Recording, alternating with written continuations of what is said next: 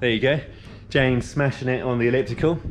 It's been a little while since we've been to the gym together, so this is quite nice. Got the gym to ourselves here. Sunday morning. I guess it's about 9 o'clock.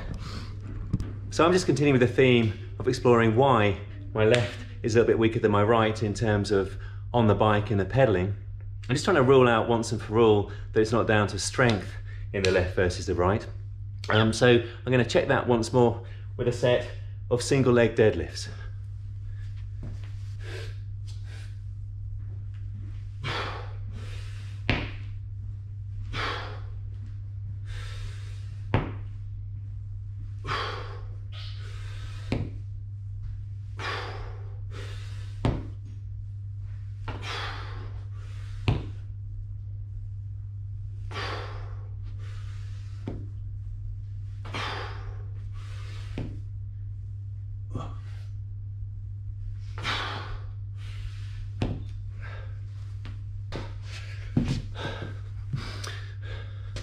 So not much difference there really.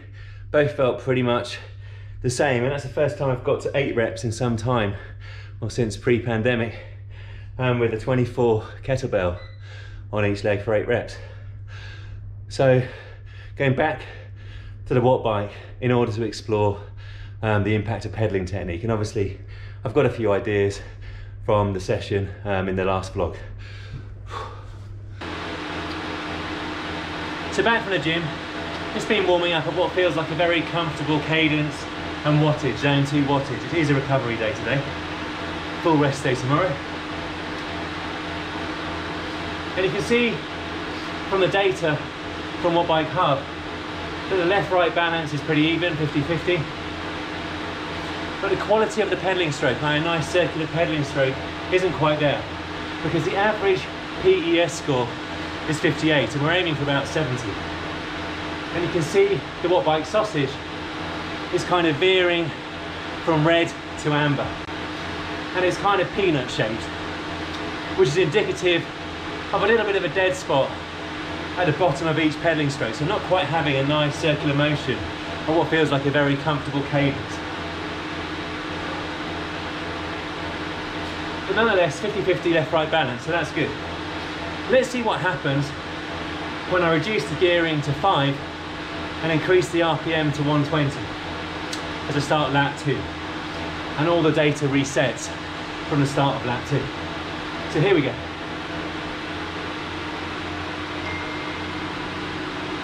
Let's try and find the equilibrium here.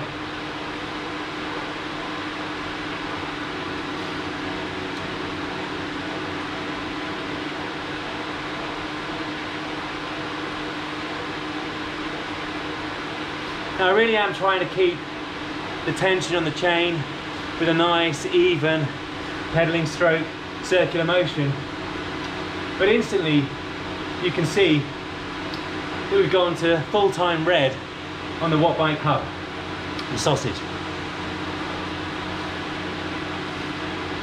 We'll see what happens to the left-right balance over the course of 5 minutes, and I'm going to report back. You can see here 120 RPM average for the 5 minutes.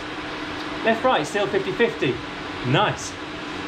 But the pedaling stroke is a lot less efficient. Average 45. You can see almost a figure of 8 even, as opposed to I guess a peanut in the centre of the screen. But this is quite interesting. I know this is at relatively low watts, but it's saying thus far high cadence isn't impacting on the left-right balance. Let's see what happens when I go to lap 3 and reduce the cadence down to 90.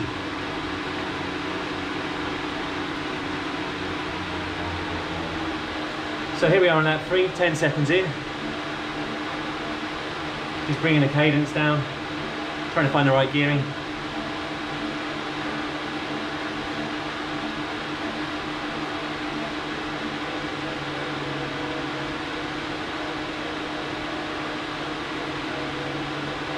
Bring it up.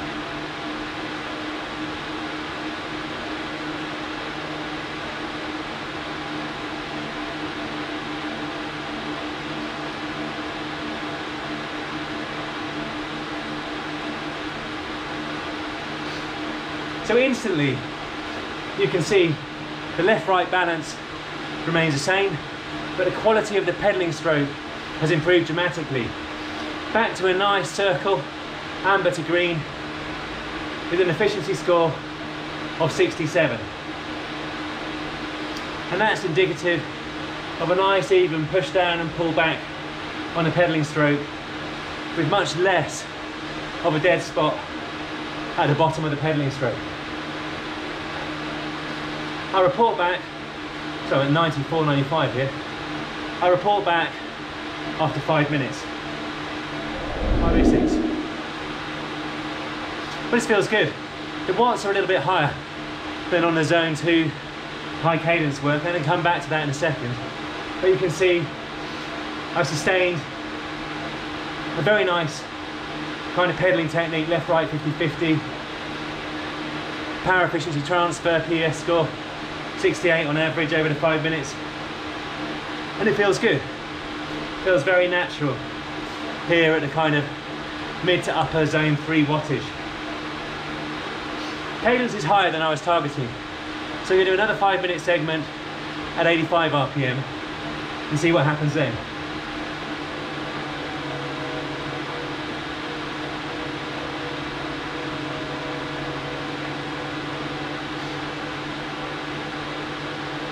And instantly rewarded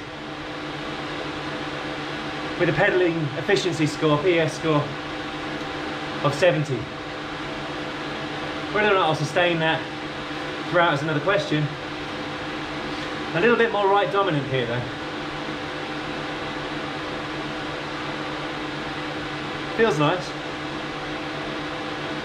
And look at the sausage. Beautiful, wider circle. Amber to green.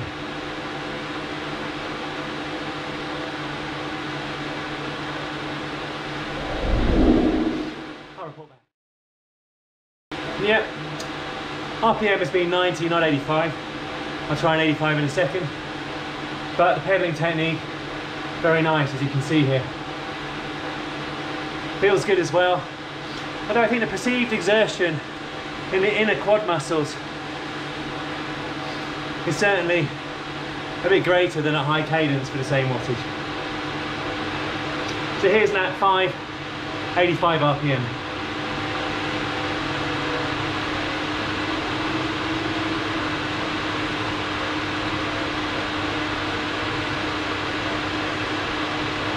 About the same wattage.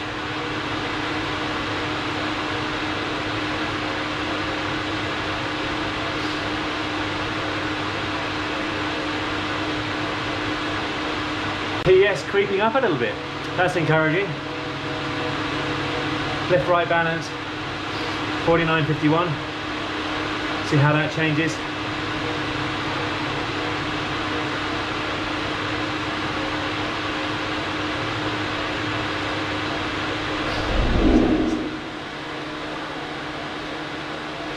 And you can see the left-right balance has been sustained at 50-50.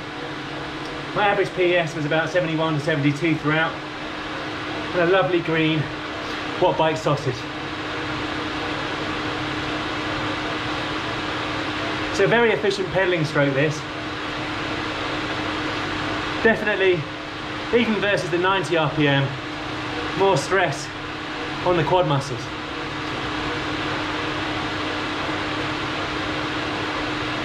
I'm now going to go back and do a final lap, lap 6, at 120 RPM but with higher watts, targeting 230 to 240. See if being at very low watts impaired the pedaling technique.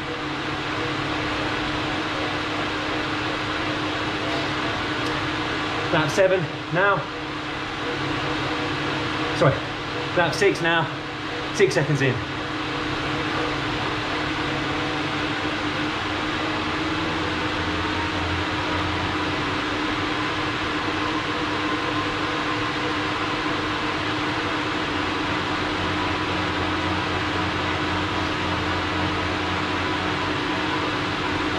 Try and find the right gear for 230 to 240 watts.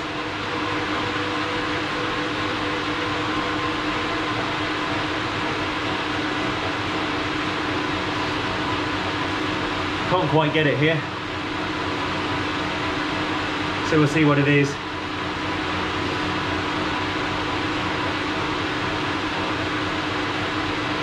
It certainly feels a bit more efficient at a higher cadence, but you can see instantly my left is only 48% of the effort. I'm going to really try hard to focus on putting more effort into the left here and see if that makes a difference. And obviously, average PES has nosedived from 72, 71 down into the 50s, low 50s. I'll report back at the end of 5 minutes. Lap 6, 5:05. Left, right, 50-50. Perfect. PES score, 54.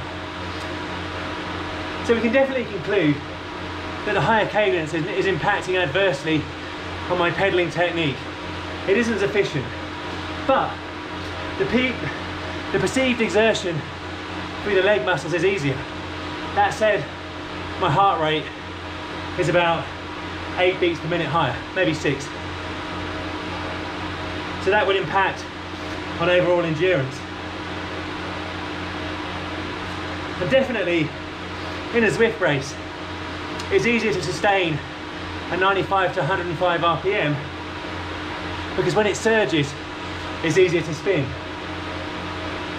But Ed Laverat makes a valid point that a lower cadence, 85 to 90, is probably more efficient, keeps the heart rate lower, and is better for more consistent efforts, e.g. a TT. But on the basis of my left-right balance in the gym being about 50-50 in terms of strength, and the data today, I'm quietly confident that certainly for me, I'm not going to have to adjust my cadence in order to get back to a 50-50 left-right balance outdoors. I now need to look at other factors that may be in play, e.g. seat position, bike setup, that kind of thing. Anyway, now time for a little bit of post-cycling nutrition. Check out this. We've got a Sainsbury's Taste the Difference bakery. It's pumpkin seed, orange and cranberry. And just look at that. Look at that, that's very nice, right? But most importantly, we have the last of Nat, the power behind the throne of Comhunt TV, Nat's mum's Rhubarb Jam. And you can see there was no danger of it lasting more than a month in this house. I've been really loving this Rhubarb Jam. And that Taste the Difference bakery is perfect with it.